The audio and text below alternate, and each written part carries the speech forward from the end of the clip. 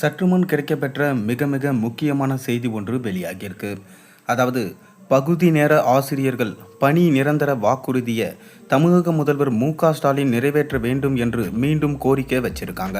இதனால ஸ்டாலின் அவர்கள் எந்த தொகுதியில் ஓட்டு கேட்க வந்தாலும் அங்கு இருக்கும் மக்கள் அவரை விரட்டி அடிக்க முடிவு எடுத்திருக்கிறதா ஒரு சின்ன தகவல்கள் கிடைச்சிருக்கு.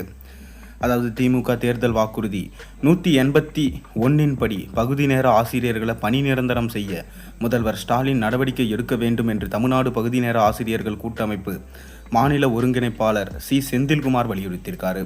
ஆட்சிக்கு வந்து 50 மாதங்கள் முடிந்தும் பணி நிரந்தரம் செய்யலை என 12,000 பகுதி நேர ஆசிரியர்கள் குடும்பங்கள் வேதனையில் கொந்தளிச்சிட்டு வராங்க. 100 நாட்களில் நிறைவேற்றுவதா சொன்ன உங்கள் தொகுதி ஸ்டாலின் தருமபுரி, கன்னியாகுமரி, மயிலாடுதுறை வாக்குறுதி 1540 நாட்களை கடந்துவிட்டது.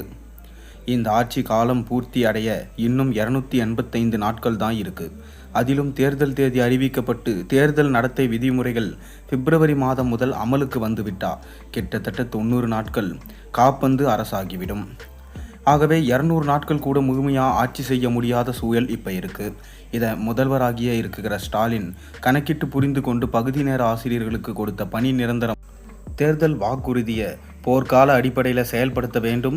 10 ஆண்டுக்கு மேல் பணிபுரிந்தாலும் பணி நிரந்தரம் என திமுக ஒரு தேர்தல் வாக்குறுதியை கொடுத்திருக்காங்க. அதன்படி பார்த்தா 15வது ஆண்டா பகுதி நேர ஆசிரியர்கள் பணி செஞ்சுட்டு வராங்க. 2016 சட்டமன்ற தேர்தலிலும் பகுதி நேர ஆசிரியர்களை பணி நிரந்தரம் செய்வதா திமுக வாக்குறுதி கொடுத்திருந்தாங்க.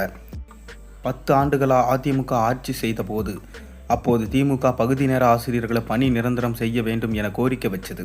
5 ஆண்டுகளாக இப்போது திமுக ஆட்சியில் இருக்கும்போது முன்பு அதிமுகவோட வைத்த கோரிக்கையை எப்போதோ நிறைவேற்றி இருக்க வேண்டும். திமுக முன்பு வலியுறுத்தி வந்த கோரிக்கையை இப்போது அனைத்து கட்சிகளும் தொடர்ந்து வலியுறுத்திட்டு வராங்க. லட்சக்கணக்கில் கோரிக்கை மனுகளை முதல்வர் உட்பட அனைவருக்கும் பகுதி நேர ஆசிரியர்கள் அனுப்பி நாங்கள் ஓய்ந்து போயிட்டோம். பல கட்ட போராட்டங்கள் நடத்திவிட்டோம். ஆனாலும் முதல்வர் ஸ்டாலின் இதுவரை பணி நிரந்தரம் குறித்து நேரடியாக பதில் சொல்லாமல் காலம் தாழ்த்துவது பெருமை சேர்க்காது. 10,000 ரூபாய் சம்பளம் பெற்று வந்த பகுதி நேர ஆசிரியர்களுக்கு திமுக ஆட்சியில் சம்பள உயர்வாக 2,500 மட்டும்தான் இதுவரை வழங்கப்பட்டிருக்கு. இதனால் கிடைக்கிற 12,500 ரூபாய் சம்பளத்தை வைத்துக்கொண்டு இந்த கால விலைவாசி உயர்வுள்ள குடும்பத்தை நடத்த முடியல. பல விஷயங்களுக்கு நிதி ஒதுக்கும் முதல்வர் பகுதி நேர ஆசிரியர்களை பணி நிரந்தரம் செய்ய நிதி ஒதுக்க வேண்டும். திமுகவின் தேர்தல் வாக்குறுதியை அரசியாணையாக்க அமைச்சரவை கொள்கை முடிவு எடுக்க வேண்டும். முதல்வர் ஸ்டாலின் இதற்கு மனசு வைக்க வேண்டும் என கோரிக்கை வச்சிருக்காங்க. அப்படி வைக்கலனா கண்டிப்பாக ஓட்டு கேட்க வந்தால் திமுக தலைவர் ஸ்டாலின் அவர்களை விரட்டி அடிப்போம் என ஆசிரியர்கள் சொல்லியிருக்காங்க. நீங்கள் இதை எப்படி பார்க்குறீங்க? உங்கள் கருத்துக்களை மறக்காமல் கீழே கமெண்ட்டில் பதிவிடுங்க.